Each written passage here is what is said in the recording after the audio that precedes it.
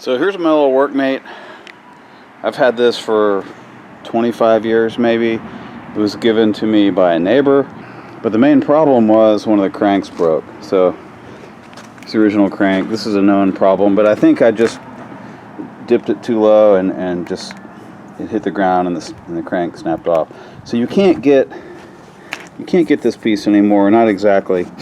You can get this piece, but the actual crank, you can't get that. But what you can get, you can modify to make work. So you can get parts individually, but I stumbled upon this assortment. It's a Black & Decker part. Here's the assortment. It's got 4 bench dogs, which I've lost all mine, so I can use those. It has 2 cranks. You can see one here, the knob part. This some kind of nut driver or something. Must be for a different model. I have no idea what these are for. Obviously not for mine. But this is what I was after. This, and then the dogs. You also get these. These are glass reinforced nylon. On my model, these are aluminum, and they work perfectly, so I will not need these. So here's the old crank.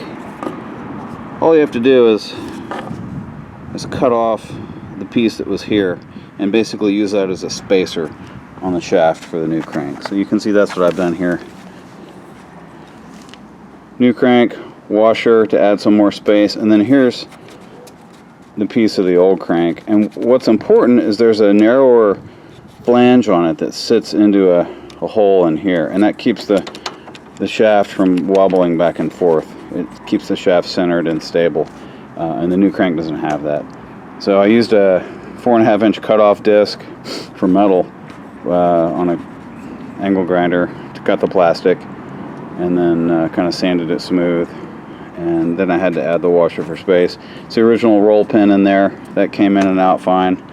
And the new crank seems good enough, and the knob is fine. I had to use a vise to push the knob in because it was a real tight fit. So this will give it some new life, and I was pleased to find out there's a whole small enthusiast community around these things.